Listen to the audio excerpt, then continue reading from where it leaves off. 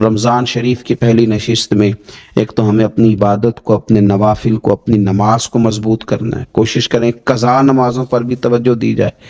یہ بہت بڑا قرض ہے اور یہ ہم ہی ادا کریں گے تو ادا ہوگا. اور اپنے لیے بھی طلب کرو، دوسروں کے لیے بھی طلب کرو، امت کے لیے طلب کرو، ملک و ملت کے لیے طلب کرو.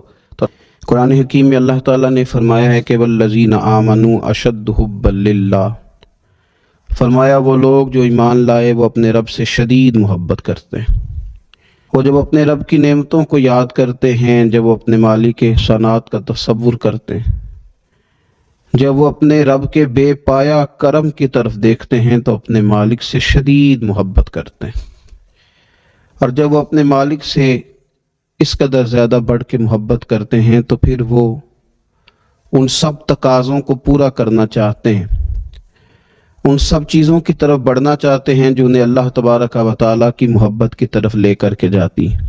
اللہ تبارک و تعالیٰ چونکہ اپنے بندوں کی طلب سے آگاہ ہے، اپنے بندوں کی پیاس کو جانتا ہے، ان کے دلوں میں اس کی طرف بڑھنے کا جو جذبہ ہے، اس جذبے سے مالک پوری طرح نہ صرف آگاہ ہے بلکہ اپنے کرم سے اس کی تسکین بھی فرماتا ہے. تو اللہ تبارک و تعالیٰ نے وہ سارے راستے ہمیں عطا فرمائے جو رب کریم کی محبت کی طرف ہمیں لے جاتے ہیں اور اس کی محبت کی لذت ہمارے دلوں کے اندر پیدا کرتے ہیں.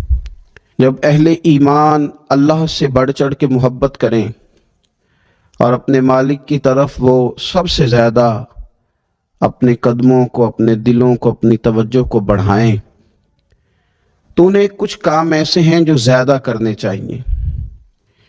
ان کاموں میں سے ایک بڑا کام یہ ہے کہ وہ اپنے رب کی عبادت کریں. عبادت تو رب کے ہر حکم کو تسلیم کر لینے کا نام ہے، لیکن ہمارے ہاں عبادت کا تصور اکثر نماز کے لیے لیا جاتا ہے. قرآن حکیم میں اللہ تعالیٰ نے ارشاد فرمایا یا ایھا الناس اعبدوا ربکم الذی خلقکم والذین من قبلکم لعلکم تتقون، فرمایا لوگوں اپنے رب کی عبادت کرو جس نے تمہیں پیدا کیا اور تم سے پہلے لوگوں کو پیدا کیا، اور اس امید پر اپنے رب کی عبادت کرو کہ لعلکم تتقون، تاکہ تم پرہیزگار بن جاؤ. اپنے مالک کے حضور اپنی پیشانی کو جھکا دینا عبادت انتہائی درجے کی عاجزی کو کہتے ہیں. اپنی پیشانی کو، اپنے ناک کو، اپنے پورے وجود کو اپنے مالک کے حضور انتہائی عاجزی کے ساتھ جھکا دینا، اور ساری بلندیاں اور ساری رفعتیں اور ساری عظمتیں رب ہی کی تسلیم کرنا، اس کا نام عبادت ہے. اللہ کے حضور جب رب کریم کا بندہ اپنے آپ کو جھکا دیتا ہے اور اس کے حضور وہ انتہائی عاجزی کرتا ہے تو اس کا معنی یہ ہے کہ وہ اپنے رب کی عبادت کر رہا ہے. رسول کائنات صلی اللہ تعالی علیہ وسلم نے مختلف چیزوں کو مختلف مواقع پر زمین پہ چلنے والوں کے دکھوں کو سمجھنا چاہیے. نیچے اتر کر جو آدمی ہوا میں وقت گزارتا ہو اور زمین پر چلنے والوں کے بارے میں تبصرہ کرتا ہو، اس کے لیے ذرا مشکل ہو جاتا ہے. زمین پہ اتر کر لوگوں کی تربیت کا ماحول بنانا، ایسے لوگوں کے ساتھ جو بالکل دور ہیں انہیں قریب لانے کی کوشش کرنا، ان پر تھوڑی سی محنت کرنا، تھوڑی سی ان پر جدوجہد کرنا. اور مجموع کا اور اجتماعات کا شوق تو آج ہوا ہے نا. میرے نبی کریم علیہ السلام کے سامنے ایک شخص بھی بیٹھ کر دین کی بات پوچھتا تھا تو حضور اسی طرح بتاتے تھے جس طرح ہزاروں کے مجمع میں بیان کیا جاتا ہے. اور حضور نے ایک ایک شخص سے، صحابہ کہتے ہیں بعض اوقات ایک شخص آتا، وہ بات پوچھتا، چلا جاتا، پھر کچھ دنوں کے بعد آتا، پھر دوبارہ وہی بات پوچھتا تو حضور اسے اسی طرح بتاتے، پھر وہ کچھ دنوں کے بعد آتا. ہو سکتا ہے مجھ سے پوچھے تو میں ماں بدولت ناراض ہو جائے کہ تجھے کل ہی تو بتایا تھا. ہو سکتا ہے وہ دوبارہ پوچھے تو میں کہوں کہ بھائی میں تیرے لیے فارغ نہیں ہوں، مجھے اور بھی کچھ کام ہے. لیکن جتنی دفعہ کوئی آیا، جب آیا اور جو اس نے پوچھا میرے محبوب نے جھولی بھر کے عطا فرمایا. حضور صلی اللہ تعالی علیہ وسلم کا یہ رویہ تھا. ہمارے ہاں بھی لوگ خیرات لینے آتے ہیں تو بہت بڑا بھی جو سخی ہوتا ہے نا رمضان میں، اس کے دروازے پہ آ کے صبح 9 بجے غریب بیٹھتے ہیں زکوٰۃ دینے آئے. میری بات پہ غور فرمائے میرے بھائی. سید عالم صلی اللہ تعالی علیہ وآلہ وسلم، حضور صلی اللہ تعالی علیہ وسلم، ہم سے بھی لوگ مانگنے آتے ہیں نا بھائی. صبح 9 بجے بیچارے غریب لوگ آ جاتے ہیں رمضان میں سیٹھ صاحب کے دروازے پہ، تو پھر جب وہ کہتے ہیں نا زکات لینے والی عورتیں آئی ہیں 9 بجے کی بیٹھی ہیں، تو 12 بجے شیخ صاحب اٹھتے ہیں، پھر اندر سے پیغام آتا ہے کہ ٹوتھ پیسٹ کر رہے ہیں، ابھی آتے ہیں۔ پھر تھوڑی دیر کے بعد خبر ملتی ہے کہ وہ 2-3 اخباریں بھی پڑھیں گے، چونکہ سارا دن ملکی حالات پہ تبصرہ بھی تو کرنا ہے۔ پھر تھوڑی دیر کے بعد خبر آتی ہے کہ وہ جو ملازم ان کا بریڈ لایا تھا وہ ٹھنڈا تھا، اب تازہ لینے گئے، باہر غریب لینے آیا ہے، اور جو لینے آیا ہے اتنا ہی ہمارے لیے کافی نہیں کہ رب کریم نے کسی کو ہمارے دروازے تک بھیج دیا ہے، یہ بہت کافی نہیں تھا۔ اور اس کے باوجود بھی جب وہ باہر آتے ہیں تو پھر وہ کہتے ہیں تم لوگ تو سونے بھی نہیں دیتے، خیرات لینے آئے ہو کہ جان لینے آئے؟ پھر بھی، اور پھر لوگوں کو چیک کیا جاتا ہے، تم وہی تو نہیں ہو جو صبح بھی آئی تھی، تم وہی تو نہیں ہو۔ امام شافعی سے کسی نے کہا تھا، امام شافعی سے، کہ حضور میرا بھی دینے کو دل کرتا ہے پر مستحق بندہ نہیں ملتا، تلاش کرتا ہوں کوئی ایسا ملے تو دوں۔ تو آپ مسکرائے، اس نے کہا حضور مسکرائے کیوں ہیں؟ تو آپ فرمانے لگے تو بتا، جو اللہ نے تجھے دیا ہے تو اس کا مستحق تھا؟ مجھے تو بھی مستحق نہیں لگتا۔ 50,000 پکڑ کر کسی بہت بڑے عالم کو جا کر لوگ کہہ دیتے ہیں بہت دفعہ، عالم کہ پیسے میں نے لگانے ہیں، مجھے بتائیے کہ مسجد میں ادارے میں کون سا کام ہونے والا ہے۔ یعنی اس عالم کو، شیخ کو بھی اتنا دیانتدار نہیں سمجھا جاتا کہ وہ 50,000 کہیں کھا نہ جائے۔ جب یہ رویے قوموں کے ہوتے ہیں تو پھر کیسے تربیت ہوتی ہے؟ میرے مصطفیٰ کریم کا بھی انداز دیکھیں، یہ بخاری ہے، یہ مسلم ہے۔ حضرت انس بن مالک فرماتے ہیں کہ حضور علیہ السلام نے نا سرخ دھاری دار چادر لی اور حضور نے کندھے پہ رکھی۔ سرخ دھاری دار چادر نجران سے آیا کرتی تھی تو ذرا سخت ہوتی تھی، کچھ کپڑے سخت ہوتے ہیں نا۔ فرماتے حضور گزر رہے تھے تو ایک آدمی آیا بھکاری، اس نے حضور کی چادر کو پکڑا پیچھے سے، اسے طریقہ نہیں آتا نا ابھی مانگنے کا، چادر کو پکڑ کے نا یوں کھینچا حضور کی توجہ کرانے کے لیے، جیسے کوئی بچہ کسی وقت پیچھے سے پکڑ کے دامن کھینچتا ہے، کھینچا۔ تو حضرت انس بن مالک فرماتے ہیں کہ اس زور سے اس نے کھینچا کہ حضور کی گردن پر میں نے نشان پڑا ہوا دیکھا، نازک وجود اثر، نشان پڑ گیا۔ تو حضور نے جب پلٹ کر اس کی طرف دیکھا تو وہ کہنے لگا اے محمد صلی اللہ علیہ وسلم، میں کچھ مانگنے آیا ہوں، مجھے کچھ دیجئے۔ میرا تو دروازہ بھکاری زور سے بجا دیتا تو میں اسے ڈانٹ دیتا، یہ کوئی طریقہ ہے؟ خیرات لینے آئے ہو، قرضہ لینے آئے ہو؟ لیکن جب اس نے کہا نا حضور کچھ دیجئے، تو حدیث کے لفظ یہ ہیں فَالْتَفَتَ إِلَيْهِ فَضَحِكَ۔ حضرت انس کہتے ہیں قربان جاؤں، محبوب نے جب اس کی طرف دیکھا تو حضور نے مسکرانا شروع کر دیا۔ یہ بڑا مشکل کام ہے کہ کوئی گلے میں چادر ڈال کے کھینچے اور انسان مسکرائے، لیکن بریلی کے امام فرماتے ہیں جس کے گچھے سے لچھیں جڑے نور کے، ان ستاروں کی نزہت پہ لاکھوں سلام، ان کے خطبے کی ہیبت پہ بے حد درود، اور ان کی باتوں کی لذت پہ لاکھوں سلام، اور جس کی تسکین سے روتے ہوئے ہنس پڑے، جس کی تسکین سے روتے ہوئے، کہتے ہیں حضور ہلکا سا تسکین کرتے تھے، پورا مسکراتے بھی نہیں تھے، تو رونے والا ہنسنا شروع کر دیتا تھا۔ تب یہاں ایک سوال پیدا ہوتا تھا کہ وہ تسکین تو پھر حضور کبھی کبھی کرتے ہوں گے نا، یعنی وہ موج تو کبھی کبھی آتی ہوگی، تو اعلیٰ حضرت نے اگلے مصرے میں اس کا جواب دے دیا، فرمانے لگے ایسا نہیں تھا کہ پھر لوگوں کو انتظار کرنا پڑتا تھا کہ حضور مسکرائیں گے تو روتے ہوئے ہنسیں گے، فرمایا نہیں، جس کی تسکین سے روتے ہوئے ہنس پڑے اس تبسم کی عادت پہ لاکھوں سلام۔ اس مسکراہٹ کے لیے انتظار نہیں کرنا پڑتا، بلکہ یہ تو ہر وقت بہتی رہتی ہے، یہ تو حضور کی عادت ہے، اس تبسم کی عادت پہ لاکھوں سلام۔ فَالْتَفَتَ إِلَيْهِ فَضَحِكَ، حضور نے توجہ فرمائی تو مسکرائے۔ اس نے گلے میں چادر ڈال کے کھینچا ہے تو نبی پاک علیہ السلام نے فرمایا 2 پہاڑیوں کے درمیان جتنی بکریاں کھڑی ہیں ساری ہی اسے دے دو، ساری۔ اب وہ شخص حضور کی تعریف کرنے لگا، اب اس نے حضور سے ادب سیکھا۔ ہم لوگ جب تھوڑا سا کسی کو سکھانے کا موڈ بنائیں، ہمارے ہاں سکھانے کا موڈ نہیں ہے، ہمارے ہاں تو آدمی کو بے ادب قرار دے دیا جاتا ہے۔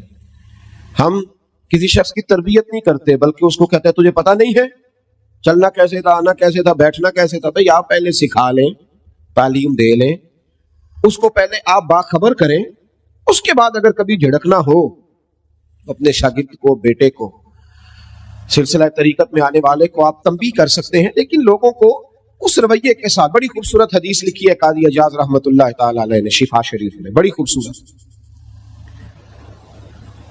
فرماتے ہیں کہ ایک بدو نا حضور کی بارگاہ میں کچھ لینے آ گیا، خیرات لینے آیا، رات کا وقت تھا تو حضور صلی اللہ علیہ وسلم نے کچھ عطا کیا. جب حضور نے کچھ دیا نا تو اس نے بڑی سخت بات کی, بڑی سخت بات کی.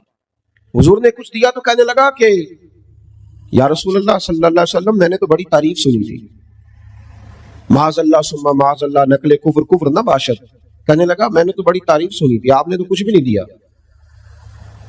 حالانکہ حضور تو جس کو ایک قطرہ عطا کرے اس کی تو نسلوں کی بھوک بھی ختم ہو جاتی ہے. لیکن دیہاتی تھا نا, ان پڑھ ہے, ابھی بدو ہے, آداب نہیں جانتا.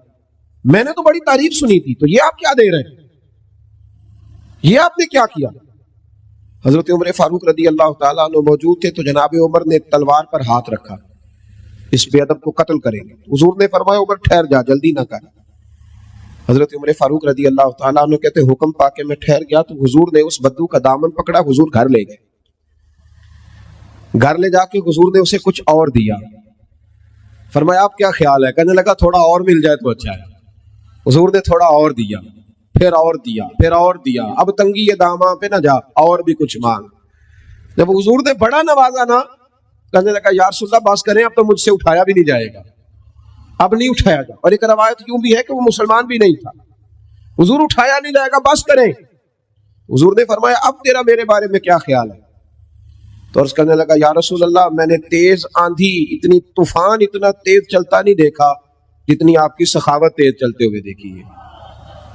حضور نے فرمایا مسجد میں تم نے میرے صحابہ کے سامنے جو کہا نا اس سے ان کے دل ٹوٹ گئے.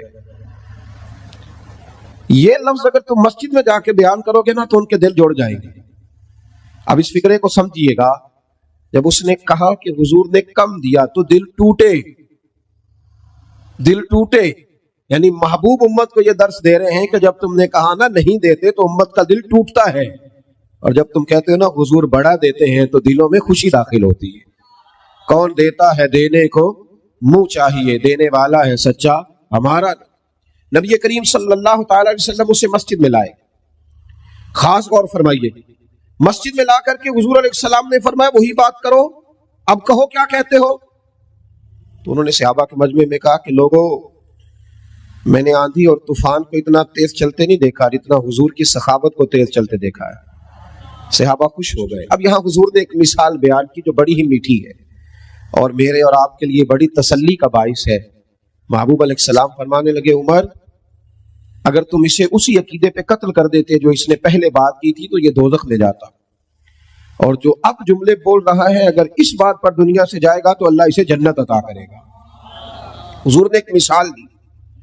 محبوب فرمانے لگے میری اور تمہاری مثال اس آدمی کی طرح ہے جس کی اونٹنی بھاگ گئی تھی, اس کی ناک سے نکیل نکل گئی تھی. بہت سارے لوگ اس کو پکڑنے کے لیے دوڑے, کوئی اسے نیزہ مارتا تھا, کوئی ڈنڈا مارتا تھا, کوئی چھڑی مارتا تھا. اونٹنی وہ جیسے جیسے لوگ پکڑنے کے لیے بھاگتے تھے وہ بدکتی تھی, آگے جاتی تھی, حتیٰ کہ وہ لہو لہان ہو گئی, تھک گئی, پریشان ہو گئی. محبوب فرمانے لگے پھر اچانک اس کا اپنا مالک آ گیا, اس اونٹنی کا اپنا مالک آیا اور لوگوں سے کہنے لگا پیچھے ہٹو, یہ تم نے میری اونٹنی کا کیا حال کیا. اس نے تھوڑا سا چارہ زمین سے اٹھایا اور جیسے ہی اونٹنی کو دکھایا وہ دوڑتی ہوئی آئی, دوڑتی ہوئی مالک کے پاس آئی. اس شخص نے اس کی پشت پر ہاتھ پھیرا بغیر کسی کی مدد کے. خاص غور کریں بات پر, خاص توجہ کریں, بغیر کسی کی مدد کے اونٹنی کی ناک میں نکیل ڈالی اور پھر لوگوں سے کہنے لگا تم نے بڑا ظلم کیا, میری اونٹنی کو تنگ کیا. اونٹنی میری ہے تو سنبھالنے کا طریقہ بھی مجھے ہی آتا ہے. گویا حضور فرمانے لگے امت بھی میری ہے, یہ امت میری ہے تو سنبھالنے کا طریقہ بھی مجھے ہی آتا ہے. رب حبلی امتی کہتے ہوئے پیدا ہوئے تو حق نے فرمایا کہ بخشا الصلاۃ والسلام. یہ طریقہ سیکھے امت کو سنبھالنے کا, یہ حضور نے ہمیں طریقہ دیا, امت کو سنبھالنے کا طریقہ سیکھے. کیا بہت گرجدار آواز کے ساتھ لوگوں کو سنبھالا جائے گا؟ کیا کسی شخص کو متکبر کہہ کے پھر اسے چھوڑ دیا جائے گا کہ وہ تکبر میں بڑھ جائے؟ کسی شخص کو دنیا دار کہہ کے اسے چھوڑ دیا جائے گا کہ جو مرضی کرتا رہے؟ کسی شخص کو بہت زیادہ گناہوں میں الجھا ہوا دیکھ کر چھوڑ دیا جائے گا؟ نہیں, حکمت کے ساتھ اس کا علاج کیا. دیکھیں نا حضور کی بارگاہ میں آ کے ایک شخص نے کہا تھا یا رسول اللہ صلی اللہ تعالی علیہ وآلہ وسلم हुजूर मैं कलमा पढ़ना चाहता हूँ, इमाम राजी इस हदीस को लाए, मैं हुजूर कलमा पढ़ना चाहता हूँ लेकिन मेरी कुछ बुरी आदत है जो मुझसे छूटती नहीं। तो हुजूर ने फरमाया कौन कौन सी?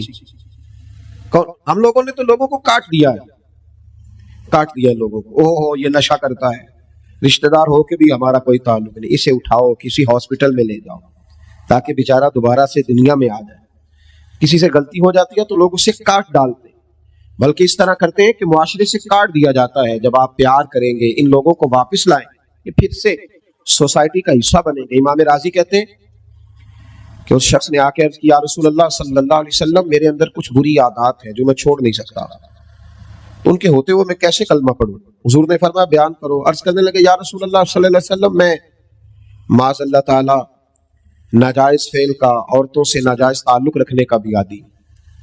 हुजूर मैं चोरी भी कर लेता हूँ, माज़अल्लाह शराब भी पी लेता हूँ, और चौथी बात ये की कि हुजूर झूठ बोलने का बड़ा आदी। हुजूर इन गुनाहों की बड़ी कोशिश की है पर ये जान छूटती नहीं, इनकी मौजूदगी में कैसे कलमा पढ़ूं? मेरे मुस्तफा करीम मुस्कुराए। हुजूर ने फरमाया एक छोड़ दोगे? कोई नहीं तवज्जो की आपने मेरी बात में। क्या फरमाया?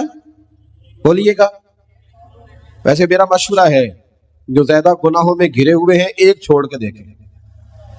एक बीमारी का इलाज हो जाए तो दूसरी का भी हो ही जाता है। हम सब बीमारियों के साथ जीना चाहते हैं, एक छोड़ के तो देखना भाई, एक एक करके छूट जाया करती, एक छोड़ दे। उसने कहा हुजूर हुक्म करें, मैं सरदार हूं कबीले का, पर मैं तुमने झूठ नहीं बोलना आज के बाद, ये पहले छोड़ दे, मैं तुम्हें कलमा पढ़ाता हूं। कहा हुजूर वादा हो गया झूठ नहीं बोलूंगा। वो कहते हैं झूठ छोड़ने के वादे पर मैंने महबूब अलैहिस्सलाम ने मुझे दवा दे दी, मैंने कलमा पढ़ा। माज़अल्लाह ताला पहले दिन जब मैं गया तो मुझे एक चीज गिरी पड़ी नजर आई, चोरी भी ना करनी पड़ी लेकिन किसी की थी। जब मैं हाथ डालने लगा मेरे दिल में ख्याल आया, अगर किसी ने पूछ लिया कि भाई मेरी वो चीज तो नहीं देखी, तो झूठ तो मैं बोल नहीं सकता, तो सच बोलूंगा तो चोर बना देंगे लोग। कहते हैं पहले दिन ही वो चोरी वाला मामला तो गया हाथ से। अब मैं जरा आगे बढ़ा तो घर पहुंचते ही शराब की बोतल हाथ में आई। फरमाते हैं दिल में ख्याल आया कि शराब पी के बाहर निकलूंगा, किसी सहाबी ने जिनका मैं पीर भाई हो गया हूं, अगर मुझसे शराब की बदबू सूंघ के पूछा कि तुमने शराब पी है, शराब पी है तो झूठ तो बोल नहीं सकता, तो सच बोलूंगा तो क्या सोचेंगे कि हुजूर का गुलाम होके ये काम करता है। फरमाते रात हुई तो एक खातून के पास गया, माज़अल्लाह सुम्मा माज़अल्लाह मुंह काला करने को। भाइयों सुनना, कहते हैं जब मैं उसके करीब पहुंचा, हम कलाम हुआ तो वो कहने लगी सुना है तूने कलमा पढ़ लिया है, सुना है तू मुसलमान। भाई तुझसे लोग पूछते तो है ना कि बता तू किसका शागिर्द है, लोग कहते तो है ना कि तू फलां का मुरीद भी बनता है और ये तेरा रवैया है, तू इतने बड़े बाप का बेटा है और ये तेरा अंदाज है। लोग पूछते तो है ना कि इतने शानों वाले नबी का कलमा पढ़ते हो और ये तर्ज जिंदगी अपनाया हुआ है, दुनिया के सबसे बेहतरीन मजहब के मानने वाले हो और ये अंदाज फिक्र है। रसूल रहमत सल्लल्लाहु अलैहि वसल्लम के वो गुलाम फरमाते कि उसने पूछा कलमा पढ़ गया? मैंने सुना। फरमाते दिल में ख्याल आया कि झूठ बोल नहीं सकता और सच बोलूंगा तो क्या हाल